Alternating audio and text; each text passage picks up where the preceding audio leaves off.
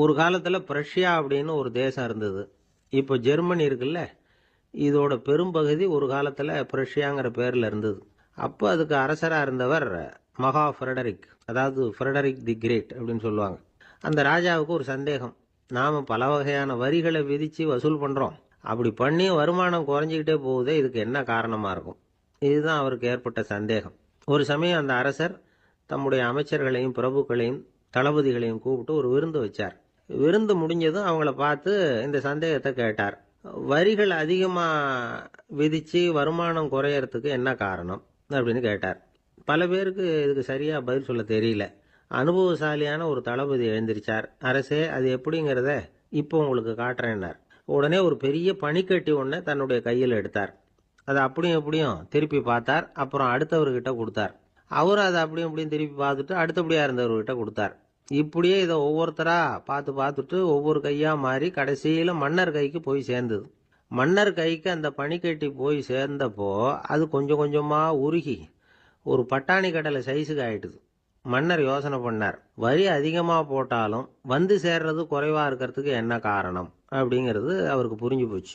காலம்தான் மாறிட்டு இருக்கே தவிர இந்த கையூட்டு வாங்குற பழக்கம் மாறினதாக தெரியல. இன்னொரு ராஜா இருந்தார்.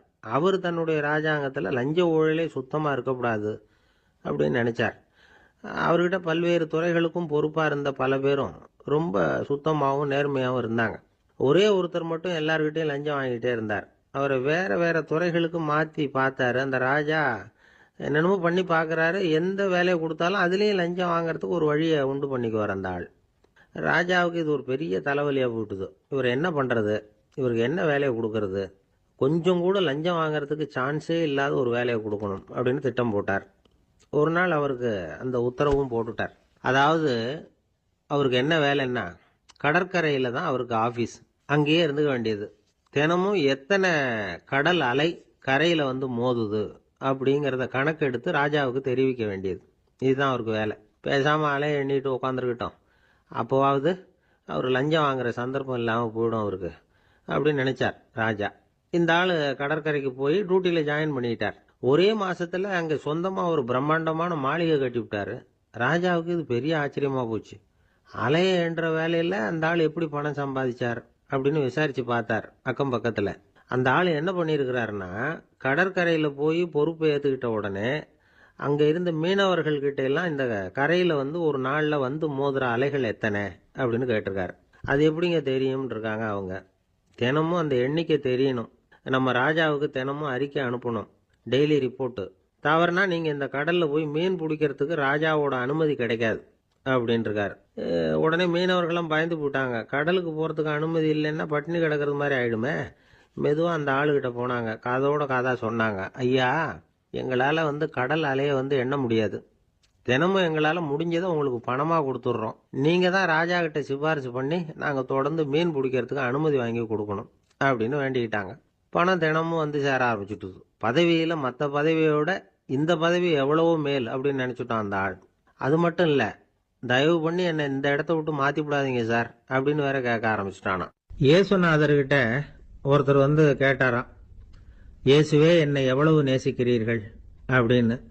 அவர் தன்னுடைய இரு கைகளையும் அகல விரித்து இவ்வளவு என்று சொல்லி சிலுவையில் உயிர் நீத்தார் அப்படின்னு சொல்லுவாங்க. அதாவது அந்த நேசிப்புக்கு எல்லை கிடையாது, அதே போல மன்னிப்புக்கும் எல்லை கிடையாது. இது இயேசுநாதர் சொல்லி கொடுத்த ஒரு பாடம்.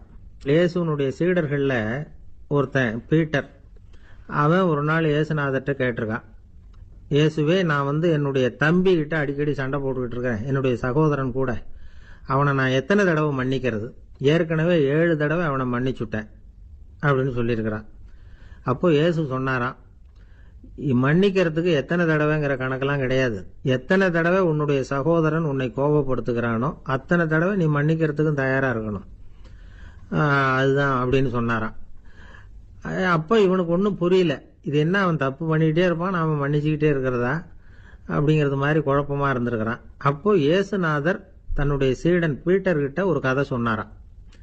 அந்த கதை இன்றைக்கு நாம் வந்து எல்லாரும் சிந்தித்து பார்க்க வேண்டிய ஒரு கதை. அதாவது மன்னிப்பை விரும்புகிறவர்கள் மன்னிக்கவும் தயாராக இருக்க வேண்டும் அப்படிங்கிறது தான் அந்த கதையினுடைய தத்துவம். அந்த இயேசுநாதர் சொன்ன கதை என்னன்னா, ஒரு மன்னர் இருந்தார். அவர் ஒரு நாள் அரண்மனையில் உட்காந்து கணக்கு வழக்குகள்லாம் பார்த்துக்கிட்டு இருந்தார். நம்ம அரண்மனையிலேருந்து யார் யார் அரசாங்க கடன் வாங்கியிருக்கிறாங்க, யார் யார் திருப்பி செலுத்தி இருக்கிறாங்க அப்படிங்கிற விவரத்தையெல்லாம் பார்த்துக்கிட்டு இருந்தார். அப்போதான் புரிஞ்சுது, அந்த அரண்மனையில் வேலை செய்கிற ஒருத்தனே அரசாங்க கடன் ஒரு வாங்கியிருக்கிறான். எவ்வளவு? 10,000 பொற்காசுகள் வாங்கியிருக்கான் கடன். இந்த 10,000 பொற்காசுகளை திருப்பி செலுத்தலை அரசாங்கத்துக்கு. இது மன்னர் கவனத்துக்கு வந்தது. உடனே நம்ம அரண்மனையில் இருக்கிறவனே அரசு கடன் வாங்கி திருப்பி செலுத்தாமல் இருக்கான், அவனை கூப்பிட்டு வாங்கன்னு சொல்லி கூப்பிட்டுட்டு வந்தாங்களாம். விசாரிச்சிருக்கிறாங்க, என்னப்பா நீ எவ்வளவு ஒன்று? ஆமாங்க 10,000 பொற்காசுகள் வாங்கியிருக்கிறேன், இன்னும் திருப்பி கட்டலைன்னு இருக்கான். உடனே அவர் மன்னர் சொல்லியிருக்கிறார், நம்ம சட்டத்திட்டப்படி நீ உடனே பணத்தை திருப்பி கட்டிடு. அப்படி உன்னால் கட்ட முடியலன்னா உன்னுடைய வீடு வாசல் சொத்து சுகம் எல்லாத்தையும் விற்று அந்த பணத்தை அரசு கருவூலத்தில் சேர்த்துக்கிறதுக்கு நானே ஏற்பாடு பண்ணிடுறேன் அப்படின்னு அந்த மன்னர் சொன்னாராம். இவன் அப்படியே அதிர்ச்சி ஆகிட்டான். அப்படியே பொத்துன்னு காலில் விழுந்தானா. மன்னா என்னை மன்னிச்சுங்க, என்னால் முடியல, எனக்கு மன்னிப்பு கொடுங்க அப்படின்னு இருக்கான். உடனே அவர் எழுந்திரிச்சு, சரி நீ மன்னிப்பு கேட்டுவிட்ட, அதனால் உன்னை மன்னிக்கிறேன், நீ பணம் கட்ட வேண்டாம் அப்படின்னு சொல்லி அந்த மன்னர் அவனை விட்டுட்டாராம். பணத்தையும் தள்ளுபடி பண்ணிட்டார், நீ திருப்பி கட்ட வேண்டான்னு. இவனுக்கு ரொம்ப மகிழ்ச்சி. அதனால் ரொம்ப உல்லாசமாக வந்துகிட்டு இருக்கிறான். தெருவில் வந்துக்கிட்டு இருக்கிறப்ப இவங்கிட்ட கடன் வாங்கின ஒருத்தன் எதுக்கு வந்துகிட்டு இருக்கான். அவன் இவங்கிட்ட ஒரு 100 பொற்காசுகள் கடன் வாங்கியிருக்கான். அவன் வந்தான், இவன் போய் அவன் சாட்டையாக பிடிச்சிக்கிட்டான், நீ எப்படா என் கடனை திருப்பி கொடுக்க போகிறேன்னு. அவன் இப்போ முடியல, கொஞ்சம் பொறுத்துக்கா, அப்புறம் தரேன் இருக்கான். அதெல்லாம் முடியாது, நீ கொடுத்து தான் ஆகணும் அப்படின்னு இவன் புடிவமாக சொல்கிறான். இப்போ நிலைமையை பாருங்கள், இவன் ஏற்கனவே இவன் 10,000 பொற்காசுகள் அரசாங்கத்தில் கடன் வாங்கினா அதுக்கு மன்னிச்சு விட்டுட்டார் இவனை. ஆனால் இவன் இன்னொருத்தனை மன்னிக்கிறதுக்கு தயாராக இல்லை. இவங்கிட்ட கடன் வாங்கின இன்னொருத்தன் 10 பொற்காசுகள், அவனை மன்னிக்க தயாராக இல்லை. அவனை கொண்டு போய் நீதிமன்றத்தில் கொண்டு போய் நிறுத்தி தண்டனை வாங்கி கொடுத்துட்டான். நீதிபதி என்ன சொன்னார், அந்த இவன் வாங்கின பொற்காசுகளை திருப்பி கட்டுற வரைக்கும் ஜெயிலில் இருக்கணுங்கிறது தீர்ப்பு. ஆனால் உடனே அரசர் காதில் வந்து விழுந்தது. சொல்லிட்டாங்க, உங்ககிட்ட மன்னிப்பு வாங்கிட்டு போனானே ஒருத்தன், அவன் இன்னொருத்தனை மன்னிக்கிறதுக்கு தயாராக இல்லை, அவனை கொண்டு போய் ஜெயிலில் அடைச்சிட்டான் அப்படின்னு. உடனே மன்னர் பார்த்தார், இவனை மறுபடியும் கூப்பிட்டு வர சொன்னார். தபாரப்பா, நான் உன்னை மன்னிச்சு விட்டேன், ஆனால் நீ இன்னொருத்தனை மன்னிக்கிறதுக்கு தயாராக இல்லை, அதனால் என்னுடைய தீர்ப்பையும் மாத்துறேன், நீயும் அரசு கடன் தீர்ற வரைக்கும் ஜெயிலில் தான் இருக்கணும் அப்படின்னு சொல்லி ஜெயிலுக்கு அனுப்பிச்சிட்டாராம். இப்படி ஒரு கதையை இயேசுநாதர் தன்னுடைய சீடருக்கு சொன்னதாக ஒரு வரலாறு. அது என்ன, அதிலேருந்து நாம் புரிந்து கொள்ள வேண்டியதுன்னா, நாம் மன்னிக்கப்படணும்னு நாம் விரும்புகிறோம்னா நாம் இன்னொருத்தரை மன்னிக்கிறதுக்கு தயாராக இருக்கணும். அதனால் நாம் இன்னொருத்தரை யாரையும் மன்னிக்க மாட்டோம், ஆனால் என்ன இன்னொருத்தர் மன்னிக்கணும் அப்படிங்கிறது மாதிரி செய்யக்கூடாதுன்னு சொல்லுவாங்க.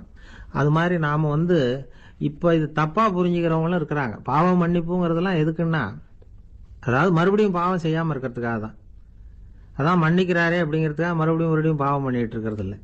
அதான் ஒருத்தர் கேட்டாராம், பாவத்திலேருந்து மன்னிப்பு கிடைக்கணும்னா நீ என்ன செய்யணும் அப்படின்னு கேட்டிருக்காரு. அதுக்கு அவன் சொல்லியிருக்கிறான், நான் முதல்ல பாவம் செய்யணும், அப்போ தானே மன்னிப்பு கிடைக்கும் அப்படின்னு நானா. இப்படிப்பட்டவர்கள் தான் இன்றைக்கி உலகத்தில் அதிகமாக இருக்கிறாங்க. அதனால் இந்த மன்னிப்பின் மகத்துவங்கிறது இயேசுநாதர்கிட்டேருந்து தான் நாம் புரிஞ்சுக்கணும். அந்த இயேசு சொன்ன அந்த மன்னிக்கிற மனோபாவம் இருந்தால் இன்றைக்கி உலகம் பூராவும் அமைதி பூங்காவாக இருக்கும். அதில் ஒன்றும் ஆச்சரியமே இல்லை, அதில் ஒன்றும் சந்தேகமும் இல்லை. அதனால் மன்னிக்கிற மனோபாவத்தை நாம் எல்லாரும் நமக்குள்ளே வளர்த்து கொள்ள வேண்டும் அப்படிங்கிறது தான் நாம் இன்றைக்கு எல்லோரும் சிந்தித்து பார்க்க வேண்டிய ஒரு செய்தி. ஒருத்தர் மனசில் நிம்மதி இல்லாமல் உட்காந்துருந்தார். என்ன சார் விஷயம் அப்படின்னு விசாரித்தேன். அகலக்கால் வச்சுட்டேன், அதுதான் அவதிப்படுறேன்னார். விவரமாக சொல்லுங்கன்னு. வீடு கட்டணும்னு ஆரம்பித்தேன், வேலை பாதியிலேயே நிற்கிது, கையில் பணம் இல்லை அப்படின்னார். இது மாதிரி ஆசாமிகள் பல பேரை நீங்கள் பார்த்துருக்கலாம். இவங்கெல்லாம் சுலபமாக மன அழுத்தத்துக்கு ஆளாயிடுறாங்க. மன உளைச்சல், அதாவது ஸ்ட்ரெஸ் அப்படின்னு சொல்கிறோமே, அதுக்கு அடிப்படையான சில காரணங்கள் உண்டு. அதாவது மிகையாக திட்டமிடுதல் அப்படிங்கிறதும் ஒரு முக்கியமான காரணம். நடைமுறை சாத்தியம் என்னங்கிறத மனசில் வச்சுக்கிட்டு எந்த திட்டத்தையும் தீட்டணும், அப்போ தான் அது சரியாக வரும். ரெண்டாவது காரணம் என்ன தெரியுமா, ஒரே நேரத்தில் பல்வேறு செயல்களில் ஈடுபடுறது. தொலைபேசியில் பேசிக்கிட்டே கையில் இருக்கிற கடிதத்தை படிச்சுக்கிட்டே எதிரில் உட்காந்துக்கிட்டு இருக்கிறவருக்கும் அப்பப்போ பதில் சொல்லிக்கிட்டு மனசில் பல்வேறு சிந்தனைகளை அப்படியே ஓட விட்டுக்கிட்டு இருக்கிறது, இதுவும் மன அழுத்தத்தை உண்டாக்குது. மூணாவது காரணம், எதிலேயும் வெற்றி மட்டும் எதிர்பார்க்குற ஒருதலைப்பட்சமான ஆர்வம். நாம் தொட்டதெல்லாம் வெற்றியாகவே முடியணும் அப்படின்னு எதிர்பார்க்குறவங்க ஏதாவது ஒன்றில் தோல்வியை கண்டா தோண்டு போயிடுறாங்க. எப்படியும் முடியலாம்ங்கிற எண்ணம் ஏற்கனவே நமக்குள்ளே இருந்துட்டுதுன்னா அந்த அவஸ்தை வராது. அதனால் அதுவும் நம்ம வளர்த்து கொள்ள வேண்டிய ஒரு குணம். மன உளைச்சல் ஏற்படுறதுக்கு இன்னொரு காரணம் எதையும் வேகமாக செஞ்சுடணும் அப்படிங்கிற துடிப்பு. அந்த துடிப்பே மனசை அழுத்த ஆரம்பிச்சிடும். எந்த ஒரு காரியத்திலையும் தாமதமோ இடையூறோ ஏற்பட்டால் அதை பொறுத்துக்கிற மனப்போக்கம் வேணும். அது இல்லாதவங்க அழுத்தத்துக்கு ஆளாயிடுறாங்க. சில பேர் வேலைன்னு எந்த நேரம் பார்த்தாலும் வேலையே கதின்னு கிடப்பாங்க. பொழுதுபோக்குக்கோ உடற்பயிற்சிக்கோ குடும்பத்தில் உள்ளவங்க அல்லது நண்பர்கள் கூட கலந்துரையாடவோ கொஞ்சம் கூட நேரம் ஒதுக்க மாட்டாங்க. இந்த சுபாவம் மன அழுத்தத்தை உண்டு பண்ணும். இதையெல்லாம் புரிஞ்சுக்கிட்டு அதிலிருந்து விடுபடுறது எப்படின்னு யோசிக்கணும். வல்லுநர்கள் இது தொடர்பாக சில யோசனைகளை சொல்லி வச்சிருக்கிறாங்க. அது என்னன்னா, வாழ்க்கைங்கிறது பிரச்சனைகளால் பின்னப்பட்ட ஒன்று. அது எப்போவுமே முடிவடையாத ஒரு தொடர்கதை அப்படிங்கிறத முதல்ல நாம் புரிஞ்சுக்கணும். ஒரே நேரத்தில் ஒரு காரியத்தில் மட்டுமே நாம் கவனம் செலுத்தணும். அடுத்தவங்க காரியத்தில் தலையிடக்கூடாது. எதையும் பேச ஆரம்பிக்கிறதுக்கு முன்னாடி நம்மை நாமே கேட்டுக்க வேண்டிய கேள்வி 2. 1, நான் சொல்ல போகிறது ரொம்ப முக்கியமானதா? 2வது, நான் சொல்கிறத அவங்க கேட்கறதுக்கு ஆசைப்படுறாங்களா? நான் பேசுகிறதுக்கு அது சரியான நேரம் தானா? இதை யோசித்து பார்த்ததுக்கப்புறம் எதையும் பேச ஆரம்பிக்கணும். முடிஞ்ச அளவுக்கு வளைந்து போகிற சுபாவத்தை வளர்த்துக்கணும். நம்ம நேரம் விலை மதிப்பு இல்லாதது. அதை வீணாக்கக்கூடாது. சிரிக்க தெரியலனாலும் பரவாயில்ல, முகத்தில் கொஞ்சம் புன்முறுவலாவது காட்டணும். இதெல்லாம் ரொம்ப முக்கியம். அடுத்தவங்க ஏதாவது செஞ்சால் உடனே நன்றி சொல்ல மறக்கப்படாது. தினமும் கொஞ்சம் நேரத்தை தனிமையில் செலவு பண்ணணும். மன உளைச்சலிருந்து விடுபடுறதுக்கு 3 முக்கிய வழிகள் சொல்கிறாங்க. அதை சுருக்கமாக ரெட் அப்படின்னு சொல்கிறாங்க. RED ஆங்கில எழுத்தில். அந்த முதல் எழுத்து R, அது என்னென்னா ரிலாக்ஸேஷன், அதாவது இடை ஓய்வு. 2வது E எக்ஸர்சைஸ், உடற்பயிற்சி. 3வது டயட், திட்டமிட்ட உணவு முறை. அதனால் தியானம், மூச்சு பயிற்சி இதெல்லாம் இந்த இடை ஓய்வுக்கு வழிகள். எந்த வேலையையும் தொடர்ந்து செய்யக்கூடாது. எல்லார்கிட்டையும் கலகலப்பாக பழகணும். மாதத்துக்கு ஒரு நாளாவது குடும்பத்தோடு வெளியில் போயிட்டு வரணும். சுலபமான உடற்பயிற்சிகளை செய்யலாம். உடற்பயிற்சிங்கிறது நமக்காக நாம் செய்கிற ஒரு நீண்டகால முதலீடு அப்படின்னு சொல்லுவாங்க. அதாவது லாங் டேர்ம் இன்வெஸ்ட்மெண்ட்டாக. அளவோடு சாப்பிட்ணும், மெதுவாக சாப்பிட்ணும். இதெல்லாம் கொஞ்சம் மனசில் வச்சுக்கிட்டு நடந்துக்கிட்டால் மகிழ்ச்சியாக வாழலாம். சில பேர் சாப்பாட்டு விஷயத்தில் ரொம்ப அக்கறை எடுத்துக்கிறது உண்டு. ஒரு குண்டு ஆசாமி சாப்பிட உக்காந்தார். முதல்ல ஒரு மாத்திரை சாப்பிட்டார். எதுக்குன்னு கேட்டோம். பசி எடுக்கிறதுக்குன்னார். சாப்பிட்டு முடித்தார். பிறகு மறுபடியும் ஒரு மாத்திரை சாப்பிட்டார். இது எதுக்குன்னு கேட்டோம். சாப்பிட்டது ஜீரணமாகறதுக்கு அப்படின்னார். இப்போ மேலே எனக்கு அளவு கடந்த அன்பு அப்படின்னு யாராவது சொன்னால் அதை அலட்சியமாக நினச்சிடக்கூடாது. அது கொஞ்சம் சீரியஸான விஷயம். அளவுக்கு மிஞ்சினா எதுவுமே இடைஞ்சல் தானே. அன்பும் அப்படி தான். அன்பு அதிகமாக இருந்தால் அது எப்படி கெடுதல் பண்ணும் அப்படிங்கிற சந்தேகம் உங்களுக்கு வரலாம். தசரதன் கதை என்னாச்சு? கைகை மேலே வச்ச அளவு கடந்த அன்பு ராமன் காட்டுக்கு போகிறாப்புல ஆயிட்டுதில்ல.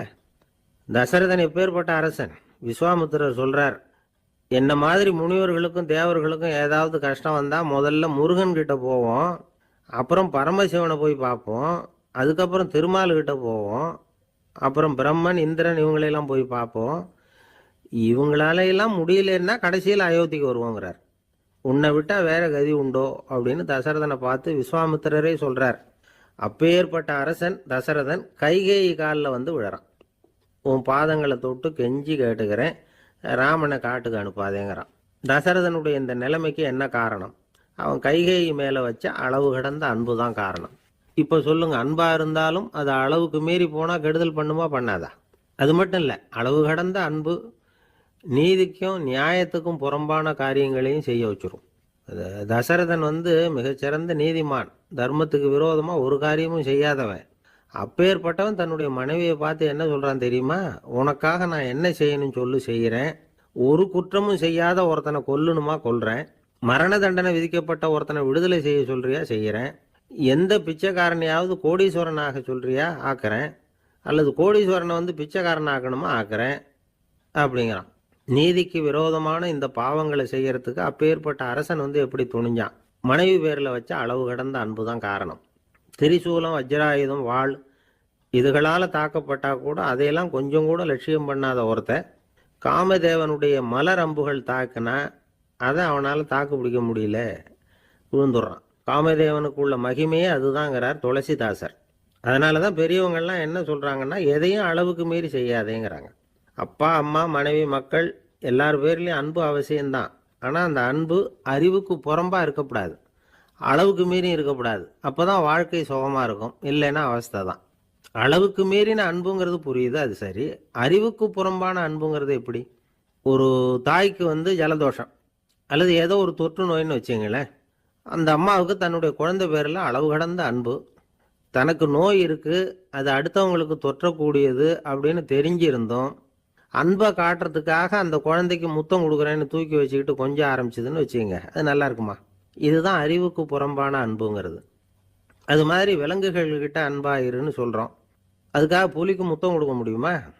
அப்படி கொடுத்தா அது அறிவுக்கு புறம்பான அன்பு. அதனால் அன்பு கூட அறிவுபூர்வமாக இருக்கணும் அப்படிங்கிறத இன்றைக்கி தகவல் மூலமாக நாம் புரிஞ்சுக்கணும்.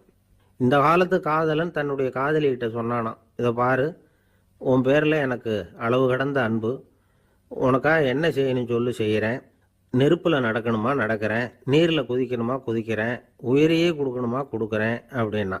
சரி, வர்றேன் ஞாயிற்றுக்கிழமை சாயந்தரம் 6 மணிக்கு இதே இடத்துக்கு வாங்க அப்படின்னுது அந்த பொண்ணு. இவன் கொஞ்சம் யோசனை பண்ணி பார்த்துட்டு, அன்னைக்கு மழை பெய்யாமல் இருந்தால் வந்துடுறேன் அப்படின்னானா. ஒரு பள்ளிக்கூடம் வகுப்பு நடந்துக்கிட்டு இருக்கு. ஆசிரியர் பாடம் நடத்திக்கிட்டு இருக்கிறார். நடத்தி முடிச்ச உடனே கேட்டார், மாணவர்களே, இதுவரைக்கும் நான் நடத்தின பாடத்தில் உங்களுக்கு ஏதாவது சந்தேகம் இருக்கா அப்படின்னு கேட்டார். அப்புறம் ஒவ்வொருத்தராக கேட்டார். ஒரு மாணவன் எழுந்திருச்சான். சார், எனக்கு சந்தேகம் எதுவுமே இல்லைன்னா. ஏன்னு கேட்டார். ஏன்னா எனக்கு நீங்கள் நடத்தின பாடம் தெளிவாக புரிஞ்சுட்டுது, அதனால சந்தேகம் வரலன்னா. இன்னொரு மாணவன் எழுந்திருச்சான். சார், எனக்கும் சந்தேகம் எதுவும் இல்லைன்னா. ஏண்டான்னு கேட்டார். ஏன்னா எனக்கு நீங்கள் நடத்தின பாடம் எதுவுமே புரியல, அதனால சந்தேகம் வரல அப்படின்னா. இந்த இடத்துல நாம் கொஞ்சம் சிந்திச்சு பார்க்கணும். இந்த உலகத்தில் எல்லாம் புரிஞ்ச ஒருத்தனுக்கும் சந்தேகம் வராது, எதுவுமே புரியாத ஒருத்தனுக்கும் சந்தேகம் வராது. அறகுறையாக புரிஞ்சுக்கிட்டவன் இருக்கான் பாருங்க, அவனுக்கு தான் அடிக்கடி சந்தேகம் வரும். ஆக மாணவர்களை இந்த 3 வகையாக பிரிக்கலாம். அதே மாதிரி தான் மனிதர்களையும் 3 வகையாக பிரிக்கிறாங்க ஆன்மீகவாதிகள். ஒரு ஆன்மீக பெரியவர் என்ன சொல்றார் தெரியுமா? இந்த உலகத்தில் 3 வகையான மனிதர்கள் இருக்கிறாங்களாம். முதல் வகை எப்படி தெரியுமா? இவங்களுக்கு எதையும் தெரிஞ்சுக்கணுங்கிற அவசியமே கிடையாது. ஏன்னா அவங்களுக்கு எல்லாமும் தெரியும்.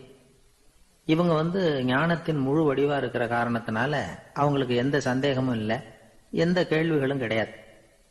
இந்த நிலையில இருக்கிறவன் கிருஷ்ணன். எல்லாத்துக்கும் விட தெரிஞ்சுக்கிட்ட நிலையில அவன் விடையாக மாறிவிட்டான் அப்படின்னு சொல்லுவாங்க. 2வது நிலையில இருக்கிறவன் அர்ஜுனன். இவனுக்கு எப்போ பார்த்தாலும் கேள்விதான், சந்தேகம்தான். பதில் சொல்ல சொல்ல அவனுக்கு இருக்கிற சந்தேகமும் அதிகமாகிட்டே இருக்கும், குறையவே குறையாது. அர்ஜுனன் மாதிரி உள்ளவங்க எப்பவும் கேள்வி கேட்டுக்கிட்டே இருப்பாங்க. ஒரு கேள்விக்கு விட கிடைச்சுட்டுன்னு வைங்க, உடனே இன்னொரு கேள்வி அவங்க கிட்ட இருந்து வரும். கிருஷ்ணனுடைய நிலை எப்படின்னா அது கேள்விகளே அற்ற ஒரு நிலை. அர்ஜுனனுடைய நிலை எப்படின்னா அது கேள்விகளை தவிர வேறு எதுவும் அற்ற ஒரு நிலை. இவங்களை தவிர இன்னொரு ஆள் இருக்கிறான், அவனுக்கும் கேள்விகள் அற்ற ஒரு நிலை தான். அவன் யாருன்னா துரியோதனன். இவனுக்கு தெரிஞ்சுக்கணுங்கிற எண்ணமே சுத்தமா கிடையாது. ஆவலே இல்லைங்கிறதுனால அதை புரிஞ்சுக்கணுங்கிற அவசியமும் இல்லை. அதனால அவனுக்கு கேள்விகள் அற்ற ஒரு நிலையில அவன் இருந்துகிட்டு இருக்கிறான். எல்லா பதிலும் தெரிந்து கொண்ட நிலையில கிருஷ்ணனும் கேள்விகள் அற்ற நிலையில இருக்கிறான். தெரிஞ்சுக்கணுங்கிற ஆவலே இல்லாத துரியோதனனும் கேள்விகள் அற்ற நிலையிலே இருக்கிறான். இப்படியும் இல்லாம அப்படியும் இல்லாம 2ம் கெட்டான நிலையில இருக்கிறானே, அவன் தான் அர்ஜுனன். அதனால பெரியவங்கள்லாம் என்ன சொல்றாங்கன்னா, இந்த உலகத்துல அர்ஜுனன்களா இருக்கிறவங்க ஒண்ணு துரியோதனனா மாறிடணும், இல்லைன்னா கிருஷ்ணனா மாறிடணும். இதை தவிர வேற வாய்ப்பு இல்லை. துரியோதனன் மாதிரி உள்ளது விலங்கு நிலை, கிருஷ்ணன் மாதிரி உள்ளது தெய்வ நிலை. அர்ஜுனன் விலங்காவும் ஆக முடியல, தெய்வமாவும் ஆக முடியல. இப்படி 2ம் கெட்டானா இருக்கிற வரைக்கும் இந்த கேள்விகளும் பிரச்சனைகளும் இருந்துகிட்டே தான் இருக்கும். இதுதான் பெரியவர்கள் சொல்லுகிற அனுபவ உண்மை. ஒரு ஆசிரியர் ரொம்பவும் விரிவா விளக்கமா பாடம் நடத்தின பிறகு, மாணவர்களே ஏதாவது சந்தேகம் இருந்தா கேளுங்கன்னாராம். ஒரு மாணவன் எழுந்திருச்சான். சார், எனக்கு ஒரு சந்தேகம்னா. என்னன்னு கேட்டார். இது வரைக்கும் என்ன பாடம் சார் நடத்துனீங்க அப்படின்னா அந்த பையன். இந்த உலகத்துல எத்தனை வகையான மனிதர்கள் இருக்கிறாங்க, ஒவ்வொரு மனிதனுமே ஒவ்வொரு வகை அப்படிங்கிறாங்க விஞ்ஞானிகள். மனிதர்களை 3 வகையா பிரிக்கலாம் அப்படின்னு சொல்றாங்க மெய்ஞானிகள். இவங்களை பத்திலாம் ஏற்கனவே நாம பேசியிருக்கிறோம். இப்போ டாக்டர் எட்வர்டு பேட்ச் அப்படிங்கிற நிபுணர் என்ன சொல்றாரு தெரியுமா? மனிதர்களை 7 வகையா பிரிக்கலாம்ங்கிறார். மனிதர்களின் மனநிலை அடிப்படையில் அவங்களை 7 விதமா வகைப்படுத்துறார் அவர். சரி, அது என்ன 7 வகை? முதல் வகை என்னன்னா, பயந்த குணம் உள்ளவங்க. சார் ரொம்ப பயந்த சுபாவம், வீட்டில் கூட வாயே திறக்க மாட்டார், சாப்பிட போறப்ப மட்டும்தான் கொஞ்சம் வாயை திறப்பார், அப்புறம் மூடிக்குவார் அப்படின்னு சில பேரை பத்தி நாம பேசிக்கிறது உண்டு. இவங்கெல்லாம் இந்த வகை, அதாவது பயந்த குணம் உள்ளவர்கள் அப்படிங்கிற முதல் வகை. சரி, 2வது வகை என்னன்னா, சஞ்சலப்படுகிறவர்கள். எதுக்கு எடுத்தாலும் கலக்கம், குழப்பம், இப்படியே காலம் தள்ளிட்டு இருப்பாங்க. பல பேர் பார்த்துருப்பீங்க. அவங்கெல்லாம் இந்த வகை. 3வது வகை என்னன்னா, யதார்த்த உலகை மறந்து கற்பனை உலகத்திலேயே மிதக்கிறவங்க. இளைஞர்கள், கவிஞர்கள், இப்படி பல பேர் இருக்கிறாங்க. எப்ப பார்த்தாலும் கற்பனை உலகத்திலேயே மிதந்துகிட்டு இருப்பாங்க. கிட்டத்துல போய் என்னங்க ஒரு மாதிரியா இருக்கிறீங்க அப்படின்னு கேட்டு பாருங்க, அவங்களெல்லாம் ஏதோ ஒரு அற்ப புழுவை பார்க்கறது மாதிரி அவங்கள பார்ப்பாங்க. அதுவும் அந்த வானத்து நிலாவை பாருங்கள், அது என்னை வா வான்னு கூப்பிடுது, எனக்கு சீக்கிரத்துல ஒரு நாள் சிறகுகள் முளைக்கும், சிறகடித்து வானத்துல பறந்து போவேன், அந்த செல்ல நிலாவை கொஞ்சிவிட்டு வருவேன், இப்படிலாம் பேசிட்டு இருப்பாங்க. கொஞ்சிறது அப்புறம் இருக்கட்டும், இப்ப கஞ்சிக்கு வழியே பாருப்பா அப்படின்னா அதை காதுல வாங்க மாட்டாங்க. நாம ஏதோ இந்த உலகத்தை அனுபவிக்க தெரியாதவர்கள் மாதிரி நம்மளை அவங்க கவனிப்பாங்க. இப்படி ஒரு ரகம். 4வது வகை மனிதர்கள் எப்படின்னா, இவங்க தனிமை உணர்வு மிக்கவர்கள். இவங்க மற்றவங்களோட இயல்பா நெருங்கி பழகிறது இல்லை. தான் உண்டு தன்னுடைய வேலை உண்டுன்னு இருந்துட்டு போறவங்க. அடுத்த வீட்டுல இருக்கிறவர் யார் அப்படின்னு கேட்டா கூட அடுத்த வீடுன்னு ஒண்ணு இருக்கா அப்படிங்கிறது மாதிரி நம்ம முகத்தை பார்ப்பாங்க. அவங்க கிட்ட மேற்கொண்டு நாம என்னத்தை பேச முடியும்? இப்படி ஒரு வகை. 5வது வகை மனிதர்கள் எப்படின்னா, இவங்க மற்றவங்க செல்வாக்குக்கு உட்பட மறுப்பவர்கள். அடுத்தவங்களோட செல்வாக்குக்கு இவங்க ஆட்படுறதில்ல. நான் யார் தெரியுமான்னு கேட்டா அதை தெரிஞ்சுட்டு எனக்கு என்ன ஆக போகுதும்பாங்க. இவங்கெல்லாம் அந்த ரகம். 6வது வகை மனிதர்கள் எப்பவும் எதுலையும் பற்று இல்லாம இருக்கிறவங்க. இது ஒரு துறவு மனப்பான்மை. இயல்பாவே சில பேர் இப்படி உண்டு, அவங்களுக்கு எதுலையும் ஒரு ஈடுபாடு இருக்காது. அப்படிப்பட்டவங்க எல்லாம் 6வது வகை. 7வது வகை மனிதர்கள் மற்றவங்க கவலையை தன்னுடையதா ஆக்கிக்கிட்டு கவலைப்படுறவங்க. இவங்கெல்லாம் மகாத்மாக்கள். தாம் வேறு அடுத்தவங்க வேறு அப்படிங்கிற எண்ணம் இவங்களுக்கு வர்றதில்லை. அதனால அடுத்தவங்களுக்கு ஒரு துன்பம் வந்ததுன்னா இவங்களால சும்மா இருக்க முடியறதில்லை. ஆக கூடி இப்படி 7 விதமான மனிதர்களை அடையாளம் காட்டுறார் அந்த நிபுணர். இதுல நாம எந்த வகையில வர்றோம் அப்படிங்கிறத நாம தான் அடையாளம் கண்டுபிடிக்கணும். எனக்கு தெரிஞ்ச ஒரு மனிதர் உண்டு. அவர் ஒரு வித்தியாசமான வகை. எதையும் நடைமுறை சாத்தியமா சிந்திக்கிறவர். எப்பவும் அடுத்தவங்களும் நல்லா இருக்கணும், நாமும் நல்லா இருக்கணும் அப்படின்னு ஆசைப்படுறவர். அவருக்கு ஒரு சமயம் திடீர்னு உடம்பு சுகம் இல்லாம போயிட்டுது. டாக்டர் கிட்ட போனார், பணம் கொடுத்தார், வைத்தியம் பார்த்துக்கிட்டார். அவர் எழுதி கொடுத்த மருந்து சீட்டை வாங்கினார். ஒரு மருந்து கடைக்கு போனார், பணம் கொடுத்தார், மருந்து வாங்கினார். அதை எடுத்துட்டு வீட்டுக்கு வந்தார். அதுக்கப்புறம் அந்த மருந்து அவர் சாப்பிடணும்ல, சாப்பிடவே இல்லை, அப்படியே சும்மா வச்சுட்டார். அவரை பார்த்து கேட்டேன், ஏன் சார் இப்படி பண்றீங்க, வீண் செலவு தானே இது, நீங்க ஏன் டாக்டர் கிட்ட போய் பணம் செலவு பண்ணுனீங்கன்னு கேட்டேன். அவர் சொன்னாரு, டாக்டர் வாழணும் இல்லையா, அதனாலதான் அப்படின்னார். சரி, அப்புறம் ஏன் மருந்து வாங்கினீங்க அப்படின்னு கேட்டேன். மருந்து கடைக்காரர் வாழணும் இல்லையா, அதனாலதான் அப்படின்னார். சரி, அப்புறம் ஏன் வாங்கின மருந்து சாப்பிடாம வச்சுட்டீங்க அப்படின்னதுக்கு, நான் வாழணும் இல்லையா அதனாலதான் அப்படின்னார். இவர் வாழ்க்கையை புரிஞ்சுக்கிட்டவர். இப்படி வாழ்க்கையை புரிந்து கொண்டு வாழ தெரிஞ்சுக்கணும். எந்த வகை மனிதர் நாம் அப்படிங்கிறத புரிஞ்சுக்கிட்டு வாழ்ந்தோம்னா வாழ்க்கையில வெற்றி நிச்சயம். சீடன் வெளியூர் புறப்படுறதுக்கு தயாரா இருந்தான். ரொம்ப தூரம் போக போறான். திரும்பி வர நாளாகும். புறப்படுறதுக்கான ஆயத்த வேலைகள்ல ஈடுபட்டு இருந்தான். அந்த சமயம் பார்த்து இன்னொரு சீடன் அவங்கிட்ட வந்தான். நம்ம குரு உன்னை அழைச்சிட்டு வர சொன்னார், வா அப்படின்னு கூப்பிட்டான். இவன் உடனே புறப்பட்டு போனான். குருநாதரை பார்த்தான். அவர் காலில் விழுந்து வணங்கினான். வணங்கிவிட்டு எழுந்திரிச்சான். அவ்வளவுதான். குரு ஏதாவது உபதேசம் பண்ணுவாருன்னு எதிர்பார்த்தான். ஆனா நடந்தது என்ன தெரியுமா? குரு அவனுக்கு ஓங்கி ஒரு அடி கொடுத்தார். எதிர்பாராம இந்த அடியை வாங்கினதும் அந்த சீடன் அதிர்ந்து போயிட்டான். பக்கத்துல இருந்த மற்ற சீடர்களும் திகைச்சு போய் நின்னுட்டாங்க. அடி வாங்கின சீடனுக்கு மனசுக்குள்ள குழப்பம். நாம என்ன தப்பு பண்ணணும்? புறப்படுற நேரத்துல இப்படி குரு கிட்ட அடி வாங்குற மாதிரி ஆயிட்டுதே அப்படின்னு நினைச்சு மனசுக்குள்ள ரொம்ப வேதனைப்பட்டான். கொஞ்சம் துணிச்சலை வரவழைச்சுக்கிட்டு குருநாதர்கிட்டயே கேட்டுட்டான், சுவாமி, நான் என்ன தப்பு பண்ணினேன்? என்ன இப்படி அடிச்சுட்டீங்களே, ஒரு வார்த்தை கூட உங்களை எதிர்த்து நான் பேசினது இல்லையே, இவ்வளவு காலமா உங்க விருப்பத்துக்கு விரோதமா ஒரு காரியம் கூட நான் செஞ்சது இல்லையே, வந்ததும் வராததுமா ஒண்ணுமே சொல்லாம என்ன அடிச்சுட்டீங்களே, குருவே, நான் செஞ்ச குற்றம் தான் என்ன அப்படின்னு கண்ணீரோட பரிதாபமா கேட்டானா அந்த சீடன். ஆனா அந்த குரு முகத்துல கொஞ்சம் கூட கோபம் இல்லை. அவர் சிரிச்சுக்கிட்டே நின்றுகிட்டு இருந்தாராம். அதுக்கப்புறம் சொன்னாராம், என்னுடைய அருமை சீடனே, நீ ஒரு தவறும் பண்ணல. நான் உன்னை அடிச்சது நீ ஏதோ தப்பு பண்ணிவிட்டேங்கிறதுக்காக இல்லை. நீண்ட பயணம் போக போற, ஞாபகமா ஏதாவது கொடுத்து அனுப்ப வேணாமா? நீ ஞானம் பெற்ற பிறகுதான் திரும்பி வர போறேங்கிறது எனக்கு தெரியும். அதுக்கு பிறகு உன்னை வந்து அடிக்க முடியுமா? அதனால இப்ப கிடைச்சிருக்கிற இந்த வாய்ப்பை பயன்படுத்திக்கிட்டேன். அப்போதைக்கு இப்பவே அடிச்சுட்டேன், அவ்வளவுதான், வேற ஒண்ணும் இல்லை அப்படின்னாராம். குரு சிரிச்சுக்கிட்டே இப்படி சொல்றார். இருந்தாலும் இதுவும் ஒரு உபதேசம் தான். அதிர்ச்சிகளால வந்து விழிப்படைய வைக்கிறதும் ஒரு வழிதான். இது வந்து ஜென் வழி. பெரும்பாலும் அதிர்ச்சியின் மூலமாகவே ஞான தரிசனத்தை அருள்கிறவர்கள் தான் ஜென் குருமார்கள். நம்ம தியானம் தான் ஜென். இந்தியாவில இருந்து சீனாவுக்கு போய் கொஞ்சம் பேர் மாறி வளம் பெற்று ஜப்பான்ல ஜென் ஆகி வளர்ந்துருக்குது, அவ்வளவுதான். ஜென்கிறது தியானம். எதை நினைச்சும் தியானிக்கிறது இல்லை, எல்லாத்துலயும் தியானம் இருக்கிறதா சொல்லுது ஜென். பேசுறது, இருக்கிறது, நடக்கிறது, சாப்பிடுறது, சிரிக்கிறது, தூங்குறது, தொழில் செய்யறது அல்லது சும்மா இருக்கிறது எல்லாமே தியானம் தான். ஜென்கிறது ஒரு சுய தரிசனம், தன்னைத்தானே அடையாளம் கண்டுகொள்கிறது தான் அது.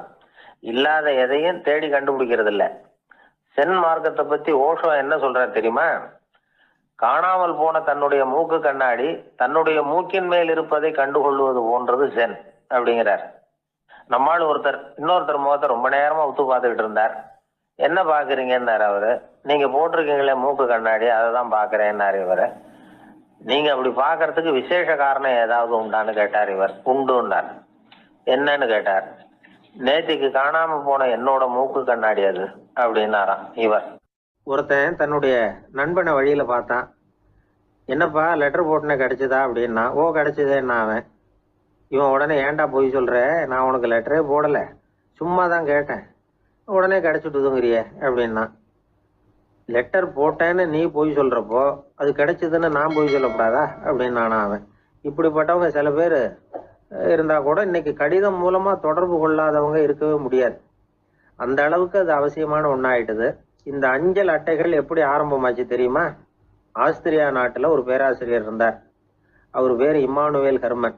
அவர் ஒரு நாள் ஒரு பத்திரிகையில கட்டுரை எழுதினாராம். இது நடந்தது 1869. அவர் எழுதின கட்டுரையில மக்கள் அதிகம் செலவில்லாம ஒருத்தருக்கு ஒருத்தர் தகவல் பரிமாறிக்கிறது எப்படி அப்படிங்கிறத பத்தி எழுதியிருந்தார். அதுக்கு சில யோசனைகளை அவரே எழுதியிருந்தாராம். எப்படின்னா, அந்த கட்டுரையை எல்லாரும் படிச்சு பார்த்துருக்குறாங்க, அவர் சொன்ன யோசனைகள் என்னன்னு. அது வந்து அரசாங்கத்தின் கவனத்துக்கு அது போச்சான். ஆகா, இது அவர் சொல்ற யோசனை நல்லா இருக்கும் போல் இருக்கு அப்படின்னு அவங்களே நினைச்சிருக்கிறாங்க. அவ்வளவுதான். உடனே அந்த யோசனையை நடைமுறைக்கு கொண்டுட்டு வந்தாங்களாம். பேராசிரியர் இம்மானுவேல் ஹெர்மனின் யோசனைப்படி அச்சடிச்ச அரசு முத்திரையோட அரசாங்கம் அஞ்சல் அட்டைகளை வெளியிட ஆரம்பிச்சுதான். 1869 அக்டோபர் 7ஆம் தேதி இது நடந்திருக்கு.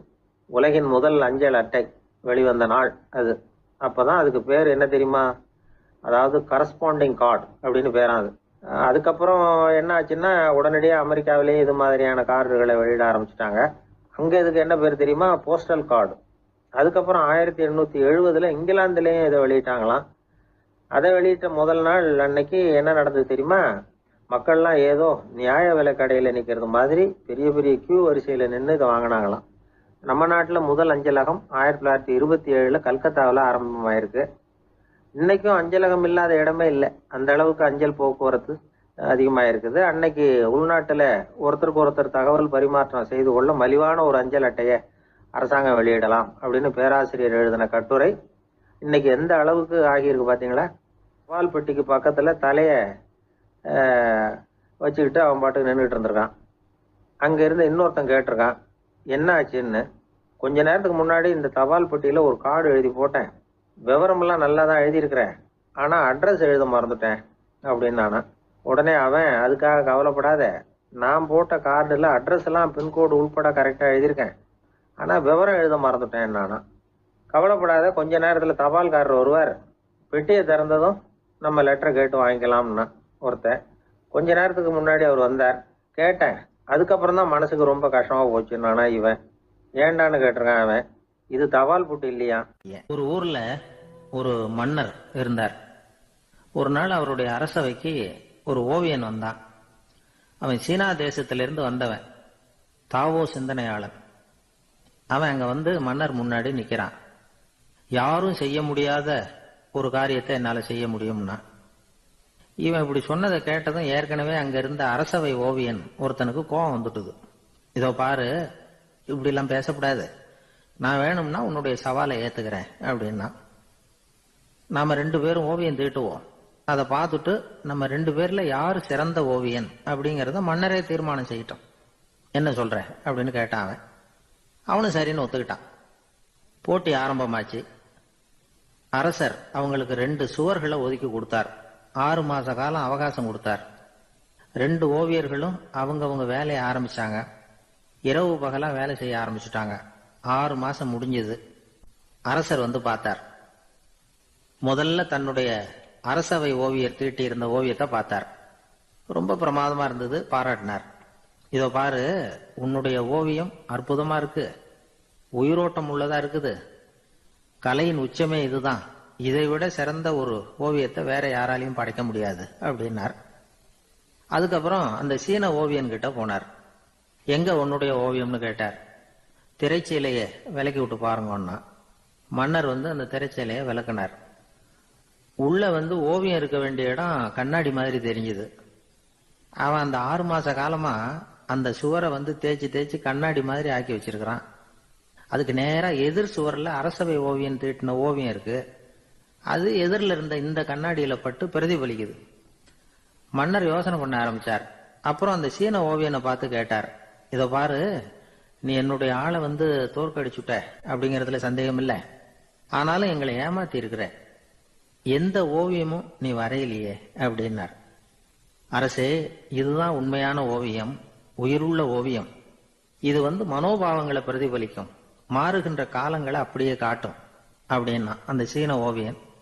கையால வரைகிற ஓவியங்கள்ல சலனம் இல்லை, கண்ணாடி அப்படி கிடையாது, சக்தியின் ஓட்டம் அதுல எப்பவும் இருந்துகிட்டே இருக்கும், கண்ணாடி மட்டுமே ஜீவன் உள்ள ஓவியமா இருக்க முடியுங்கிறத அந்த சீன ஓவியன் தெரிஞ்சு வச்சிருந்தான். ஏன்னா அவன் ஒரு தாவோ சிந்தனையாளன். ஒவ்வொரு குழந்தையும் இந்த கண்ணாடியோட தான் பிறக்குது. ஆனா நாம என்ன செய்யறோம்னா ஓவியங்களை கண்ணாடி மீது பதிப்பிச்சு விடுறோம். கண்ணாடி நம்மளை பிரதிபலிக்குது. நம்முடைய அழகோ அவலட்சணமோ கண்ணாடியை பாதிக்கிறது இல்லை. ஏன்னா அதுக்கு மனம் கிடையாது. கடந்து போன வினாடியை பத்தி அது சிந்திக்கிறது இல்லை. அடுத்த கணத்தை பத்தின எதிர்பார்ப்பும் அதுகிட்ட கிடையாது. அதுதான் பற்றற்ற நிலை. மனிதனுக்கு தேவைப்படுறது அதுதான். கண்ணாடி கிட்ட இருந்து நாம வந்து கற்றுக்கொள்ள வேண்டிய பாடம் இது.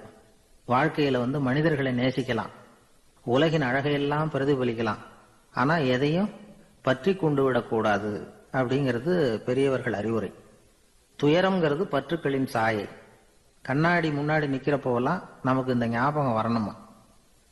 ஒரு குடும்ப தலைவர் ஒரு நாள் காலையில விடிஞ்சு எழுந்திரிச்சதும் சத்தம் போட்டார், யார் இந்த கருங்குரங்கு படத்தை என் ரூம்ல கொண்டாந்து மாட்டி வச்சது அப்படின்னு கத்தினார். சமையல் கட்டில இருந்து மனைவி பதில் சொன்னாங்க, தூக்க கலக்கத்துல உளராதீங்க, நல்லா பாருங்க, அது படம் கிடையாது, முகம் பார்க்கிற கண்ணாடி அப்படின்னா. ரொம்ப பேருக்கு கூட்டத்தில் பேசுறதுன்னா பயம். நமக்கு ஒன்றும் தெரியாதுன்னு மற்றவங்க நினைச்சிடக்கூடாதுங்கிற எண்ணம் தான் இதுக்கு காரணம். ரொம்ப முக்கியமான ஒரு கூட்டம்னா பயமும் அதிகமாக இருக்கும். முக்கியமானவங்கள்லாம் வருவாங்களே, அவங்கெல்லாம் நம்மளை பற்றி மட்டமாக நினச்சிருவாங்களே அப்படிங்கிற பயம் வந்துடும். ஆனால் மேடை பேச்சுங்கிறது அவ்வளவு கடினமான ஒரு காரியம் இல்லைங்கிறாங்க அது சம்பந்தமான நிபுணர்கள்.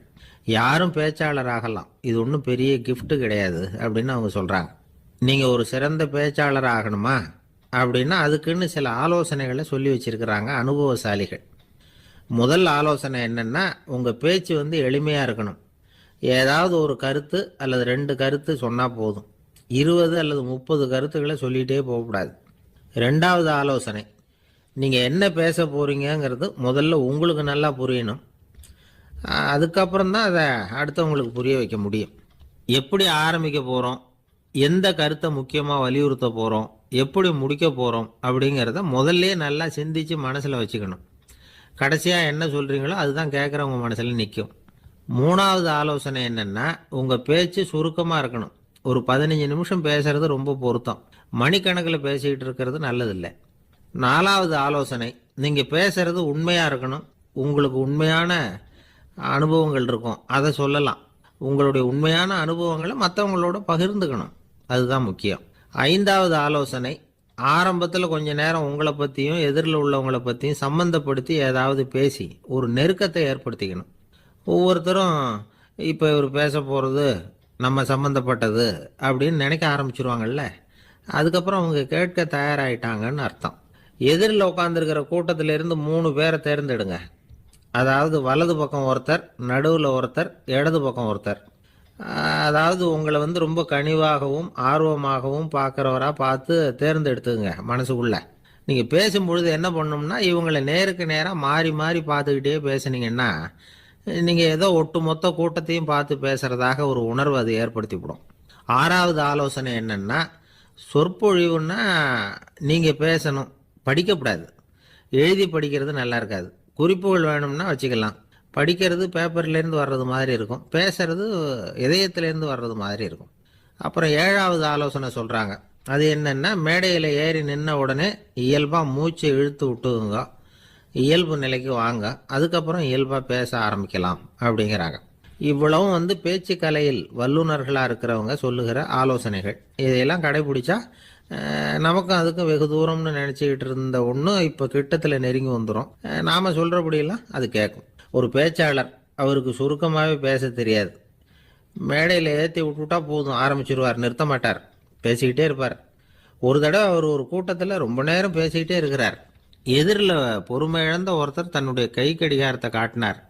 அதை கவனித்த பேச்சாளர், மன்னிக்கணும், கை கடிகாரம் நான் கொண்டுகிட்டு வர மறந்துட்டேன், அதுதான் நேரம் போனதே தெரியல அப்படின்னு சொல்லியிருக்கிறார். இதுக்கு அவர் சொன்னாராம் கோபமாக, ஏய்யா கடிகாரத்தை தான் பார்க்க முடியல, மறந்துட்டேன், பக்கத்தில் மாட்டிருக்கிற கேலண்டரையாவது பார்க்கக்கூடாதா அப்படின்னாராம். சில பேர் ஆளை பார்த்தா 60 வயசு மாதிரி தோணும், உண்மையான வயசு என்னன்னு பார்த்தா 40 அல்லது 45 சில பேரை பார்க்கறதுக்கு 45 மாதிரி தெரியும், உண்மையிலேயே 65 தாண்டி இருப்பாங்க. ஒரு மனிதனுக்கு 2 வகையான வயது உண்டுங்கிறார் ஓஷோ. அதாவது உடம்புக்குன்னு ஒரு வயசு, மனசுக்குன்னு ஒரு வயசு. முதல் உலக மகாயுத்தம் நடந்தது இல்லையா, அது முடிஞ்சதுக்கு அப்புறம் முதல் தடவையா மனிதனின் மூளை வளர்ச்சியை பற்றி மனநல வைத்தியர்கள் ஒரு கணக்கெடுப்பு சோதனை நடத்தினாங்களாம். அது வரைக்கும் மனிதனுக்கு 2 வகையான வயது உண்டுன்னு யாரும் சிந்திச்சதே இல்லையா. அந்த உலக மகாயுத்தம் முடிஞ்சதுக்கு அப்புறம் மனிதனுடைய சராசரி மனதின் வயதை கணக்கிட்டு பார்க்கும் பொழுது அவங்களுக்குலாம் ரொம்ப அதிர்ச்சியாக இருந்துதான். ஏன்னா அது ரொம்ப பின்தங்கிய நிலையில் இருந்திருக்கு, வளர்ச்சி அடையாத நிலையில் இருந்திருக்கு. அவங்க கண்டுபிடிச்ச பிரகாரம் அப்போ மனசோட சராசரி வயசு என்ன தெரியுமா, 14. அப்படின்னா பார்த்துங்க, உடல் ரீதியாக ஒருத்தரோட வயசு 70 கூட இருக்கலாம், ஆனால் மனசோட வயசு 14 தான். இதுக்கு நேர்மாறாக அமைஞ்சு போச்சுன்னு வச்சுங்க.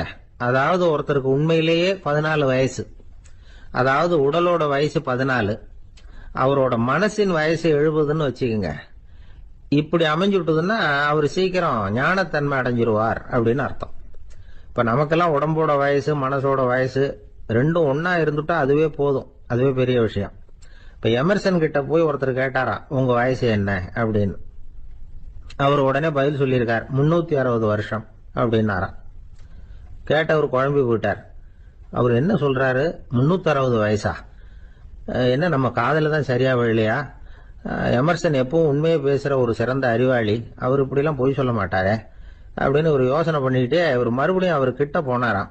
ஐயா, நீங்கள் சொன்னது சரியா என் காதில் விழலை, அதனால் மறுபடியும் கேட்குறேன், உங்கள் வயசு என்ன அப்படின்னாராம். எமர்சன் மறுபடியும் சொல்லியிருக்கிறார், 360 வருஷம்னு. வந்தவருக்கு உண்மையிலேயே அதிர்ச்சியாக போட்டுது. அதுக்கப்புறம் மெதுவாக ஆரம்பிச்சாராம், ஐயா நீங்கள் சொல்கிறத என்னால் ஏற்றுக்க Incoming voice call from Gasamithara Papa on SIM BSNL. Incoming voice call from Gasamithara Papa on SIM BSNL. முடியாது.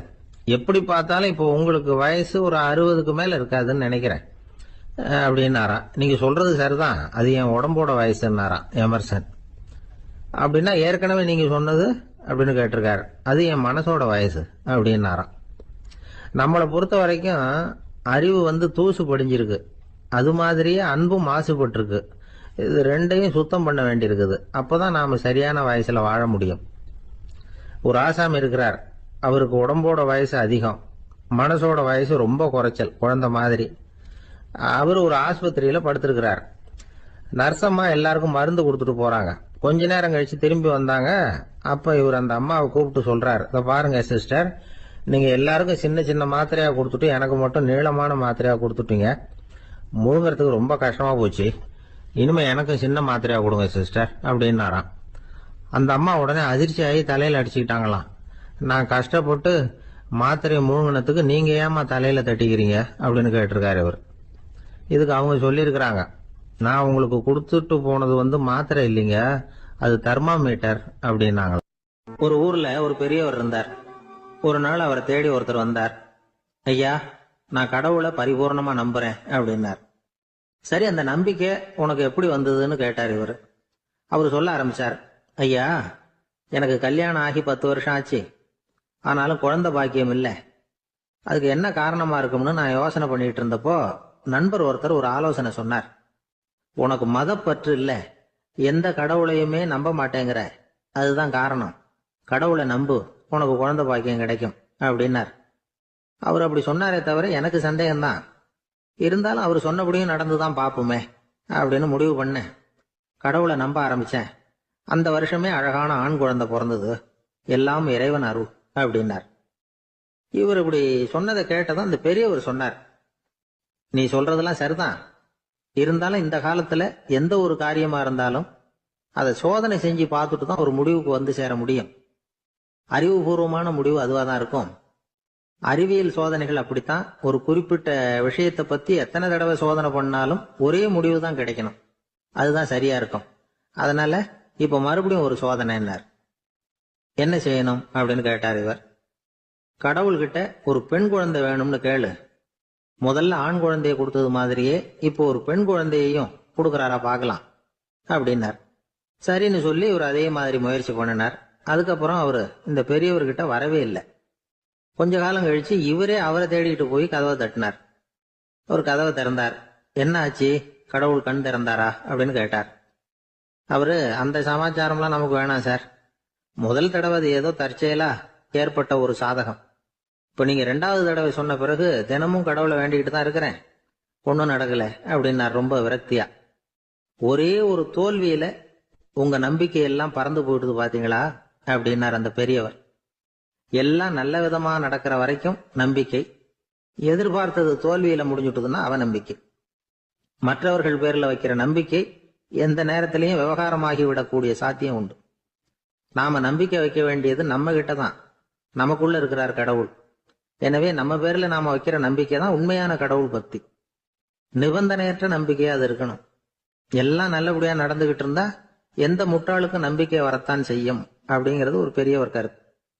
தியானத்தின் மூலமா தான் உனக்குள்ள ஆழமா தோண்டுனா உன்னுடைய அடி ஆழத்துல நம்பிக்கை அப்படியே ஊற்றெடுக்கும், அதை பார்க்க முடியும் அப்படிங்கிறது பெரியவர்கள் சிந்தனை. ஒரு குழந்தை அப்பாவை பார்த்து என்னப்பா பண்றேன்னு கேட்டுதான். பிரார்த்தனை பண்ணிட்டு இருக்கிறேன்னாராம் அப்பா. பிரார்த்தனை பண்ணுனா என்ன கிடைக்கும் அப்படின்னு கேட்டுதான் குழந்தை. எல்லாம் கிடைக்கும் அப்படின்னாராம் அப்பா. நீ வச்சிருக்கிறிய பேனா அது கூட கிடைக்குமான்னு கேட்டுதான் குழந்தை. ஓ, கிடைக்குமேன்னு இருக்கார். அப்படின்னா அந்த பேனாவை என்கிட்ட கொடுத்துரு, நீ பிரார்த்தனை பண்ணி வேற பேனா வாங்கிக்கோ அப்படின்னு தான் அந்த குழந்தை. ஒரு பெரிய நினைவு மண்டபம், அதுக்கு முன்னாடி ஒரு அப்பாவும் பிள்ளையும் நின்றுட்டு இருக்கிறாங்க. அந்த வழியா போறவங்க வர்றவங்க எல்லாம் அந்த இடத்துல நின்று அது என்ன மண்டபம் அப்படின்னு விசாரிக்க ஆரம்பிச்சாங்க. அந்த அப்பாவும் பிள்ளையும் தான் வர்றவங்களுக்கெல்லாம் விவரம் சொல்லிட்டு இருக்கிறாங்க.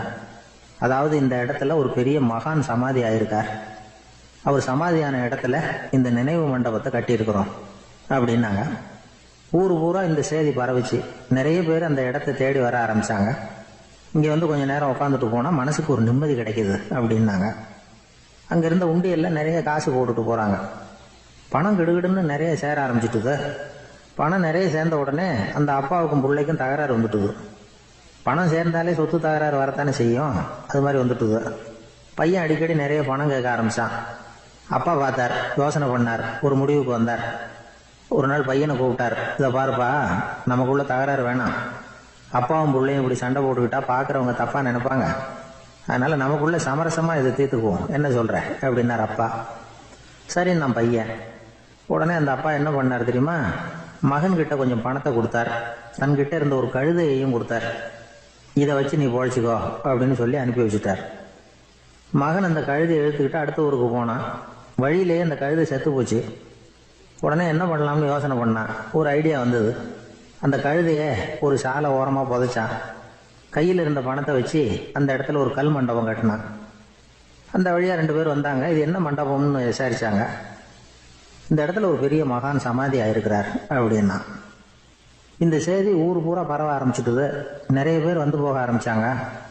இங்கே வந்தால் மனசுக்கு ஒரு பெரிய நிம்மதி கிடைக்குது அப்படின்னு வேற சொல்ல ஆரம்பித்தாங்க. வர வர கூட்டம் அதிகமாக வர ஆரம்பிச்சுட்டுது. உண்டியலில் பணம் நிறைய சேர்ந்துட்டுது. நகையெல்லாம் கூட கழட்டி காணிக்கையாக போட ஆரம்பிச்சுட்டாங்க. அப்பாவை விட மகன் பெரிய ஆளாயிட்டான். இதை கேள்விப்பட்டார் அப்பா. பையனை பார்த்துட்டு வரலாம்னு ஒரு நாள் புறப்பட்டு வந்தார். பையன் ஓஹோன்னு இருக்கிறான். பங்களா, காரு எல்லாம் வந்துட்டுது. எப்படிடா இந்த அளவுக்கு ஆனே அப்படின்னு விசாரிச்சார். அப்பா, எல்லாம் உங்கள் ஆசீர்வாதம் தான். நீங்கள் கொடுத்த மூலதனத்தை வச்சு தான் இவ்வளவும் சம்பாதிச்சேன் அப்படின்னு நான் பையன். அது எப்படிறான்னு விசாரிச்சார். அப்பா, நீங்கள் ஒரு கழுதை குட்டியும் கொஞ்சம் பணமும் என்கிட்ட கொடுத்து அனுப்பி வச்சிங்க. அதை எடுத்துக்கிட்டு வந்தேன். வர்ற வழியில் அந்த கழுதை செத்து போச்சு. உடனே யோசனை பண்ணேன். அந்த கழுதையை இந்த இடத்துல புதைச்சேன். கையில் இருந்த பணத்தை வச்சு மண்டபம் கட்டினேன். மகான் ஒருத்தர் சமாதி ஆயிருக்கார் அப்படின்னு வதந்தியை கிளப்பி விட்டேன். ஜனங்கள்லாம் ஏமாந்து போய் காசை கொண்டாந்து போட ஆரம்பிச்சிட்டாங்க. நான் பொழைச்சிக்கிட்டு இருக்கிறேன் அப்படின்னா. இப்போதான்டா நீ என் புள்ள அப்படின்னு சொல்லி சந்தோஷப்பட்டாரான் அந்த அப்பா. ஏன் அப்படி சொல்கிறீங்கன்னு கேட்டிருக்கான் பையன். கழுதை குட்டியை புதைச்சி மண்டபம் கட்டியிருக்கிற நீ, ஏற்கனவே நம்ம ஊரில் நாம் கட்டியிருக்கிறோமே மண்டபம், அது இந்த கழுதையோட அம்மாவை புதைச்ச இடம். மகான் சமாதி ஆயிருக்காருன்னு நானும் சும்மா கப்ஸா தான் விட்டுக்கிட்டு இருக்கேன் அப்படின்னாரான் அப்பா. முட்டாள் ஜனங்களை நினைச்சு அந்த 2 பேரும் சத்தம் போட்டு சிரிச்சாங்களாம். மனுஷன் ஏமாத்துறது ரொம்ப சுலபம். என் கூட படிச்ச ஒருத்தன் திடீர்னு ஒரு நாள் எல்லாருக்கும் அருள் வாக்கு சொல்ல ஆரம்பிச்சுட்டான். அவன் ஒரு ஆபீஸ்லயும் வேலை பார்க்கறான். ஆபீஸ்ல உள்ளவங்கெல்லாம் அவங்ககிட்ட வந்து அருள் வாக்கு கேட்கறது வழக்கம். ஒரு நாள் நான் அவன் முன்னாடி போய் உட்காந்து பேசிக்கிட்டு இருந்தேன். அப்போ அதே ஆபீஸ்ல வேலை பார்க்குற ஒருத்தர் அவங்ககிட்ட வந்து, சுவாமி, என் மேஜையில் வச்சிருந்த பேனா திடீர்னு காணாமல் போட்டுது, அது திரும்ப கிடைக்குமா எனக்கு அப்படின்னு கேட்டார். இவன் கண்ணை உருட்டி பார்த்துட்டு, அது உனக்கு கிடைக்காது, புதுசாக வேற ஒன்று வாங்கிக்கப்போ அப்படின்னா. சரின்னு அவர் போயிட்டார். அவர் போனதுக்கப்புறம் நான் மெதுவாக இவனை பார்த்து, அது எப்படிறாது, அது உனக்கு கிடைக்காதுன்னு அவ்வளோ உறுதியாக அவர்கிட்ட சொன்னேன் அப்படின்னு கேட்டேன். இவன் மெதுவாக என் காதுகிட்ட வந்து, அந்த பேனாவை கிளப்புனதே நான் தான் அப்படிங்கிறான். ஒரு ஊரில் ஒரு ஆள் இருந்தான். தையல் கடை வச்சிருந்தான். அவங்கிட்ட ஒருத்தன் ஒரு சட்டை துணி எடுத்து கொடுத்து தைக்க சொல்லியிருந்தான்.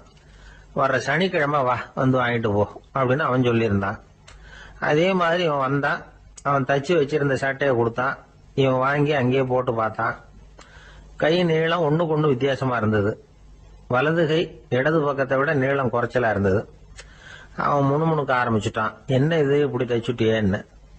இதுக்கு அவன் சொன்னான், ஐயையோ, இதுக்காகவா சங்கடப்படுறீங்க? வலது கையை மட்டும் கொஞ்சம் உள்ள இழுத்தாப்புல வச்சுக்கிட்டீங்கன்னா சரியா போகுது. மற்றபடி அந்த சட்டையில உள்ள கலை அம்சத்தை கவனிங்க. எவ்வளவு அற்புதமா தைச்சிருக்கேன் பாருங்க. ஒரு சின்ன குறைய வந்து இப்படிலாம் பொருட்படுத்த வேண்டியதில்லை. நான் சொன்னது மாதிரி கையை கொஞ்சம் உள்ள இழுத்தது மாதிரி வச்சுக்கிட்டு நடந்து போங்க, ஜோரா இருக்கும் அப்படின்னா. அவனும் யோசிச்சு பார்த்தான். சரியான யோசனையா தான் தோணுச்சு. கொஞ்சம் முயற்சி பண்ணி வலது கையை கொஞ்சம் உள்ள இழுத்து சட்டை சரியா இருக்கிறது மாதிரி பண்ணிட்டான்.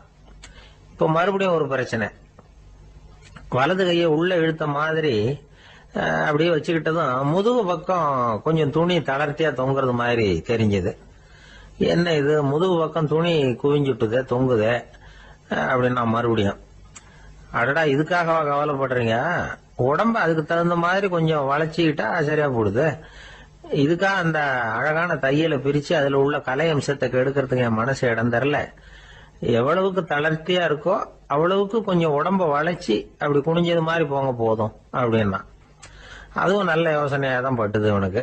சரின்னு சொல்லிவிட்டு புறப்பட்டான். தெருவில் இறங்கினா, கையை கொஞ்சம் உள்ள இழுத்தான், உடம்ப கொஞ்சம் முன்னால வளைச்சான், சட்டைக்கு தகுந்த மாதிரி உடம்ப பண்ணிக்கிட்டான், மெதுவா நடந்து போறான். இப்போ எதிரில் இன்னொருத்தன் வரான். இவனை பாக்குறான், இவன் போட்டிருக்கிற சட்டையை பாக்குறான். ஆஹா அற்புதம்ங்கிறான். சும்மா சொல்லக்கூடாது, ரொம்ப நல்லா இருக்கு, நிச்சயமா இது இந்த ஊர் மேல தெருவில் இருக்கிற ஒருத்தன் இருக்கானே, அவன் தச்சதா தான் இருக்கணும் அப்படின்னா. இதை கேட்டதும் அவனுக்கு ஆச்சரியம். எப்படி அவ்வளவு கரெக்டா கண்டுபிடிச்சிங்க அப்படின்னு கேட்டிருக்கான்.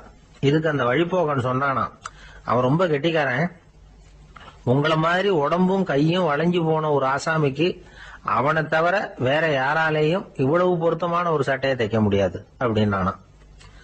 பாருங்க, அவனுக்காக இவன் அனுசரிக்க போய் இவனோட நிலைமை எப்படி ஆயிடுது பாருங்க. இதே மாதிரி தான் சில சடங்குகளும் சம்பிரதாயங்களும் நம்மளை கோமாளி ஆக்கி விட்டுரும். எதுவா இருந்தாலும் அதுல அறிவுபூர்வமான அணுகுமுறை அவசியம். ஒரு நர்ஸ் அவசரமா ஓடி டாக்டர் கிட்ட சொல்லிச்சான், டாக்டர் ஒரு தப்பு நடந்து போச்சு, 10ஆம் நம்பர் பெட்ல இருக்கிற பேஷண்ட்டுக்கு காலில் ஆபரேஷன் பண்றதுக்கு பதிலாக கையில் ஆபரேஷன் பண்ணி விட்டீங்க. கை ஆபரேஷன் பண்ணிக்க வேண்டிய ஆள் 7ஆம் நம்பர் பெட்ல இருக்கார் அப்படின்னு தான். அதுக்கு ஒரு பதட்டப்படாம சொன்னாராம், பரவாயில்ல இவரை தூக்கி 7ஆம் நம்பர் பெட்ல போட்டுரு அப்படின்னு. ஒருத்தர் ஓடி வந்தார், இன்னொருத்தரை பார்த்து, சார் உங்க சைக்கிளை ஒரு நாள் இரவல் கொடுங்களேன், பக்கத்து ஊருக்கு போயிட்டு வர வேண்டியிருக்கு அப்படின்னார். இவர் சைக்கிளை கொடுத்து பத்திரமா கொண்டுட்டு போங்கன்னார். சார் இதை பத்திரமா கொண்டு போறேன், கவலையே வேணாம், ஏன்னா இது உங்களோட சைக்கிள் அப்படின்னு நான் நினைக்கல, என்னோட சைக்கிளா நினைக்கிறேன் அப்படின்னார். அதுக்கப்புறம் தான் இவருக்கு உண்மையாவே பயம் வந்துட்டுது. ஏன்னா அவர் சொன்னது மாதிரி அதை தன்னோட சைக்கிளாவே நினைச்சு தள்ளிட்டு போட்டா என்ன பண்றது.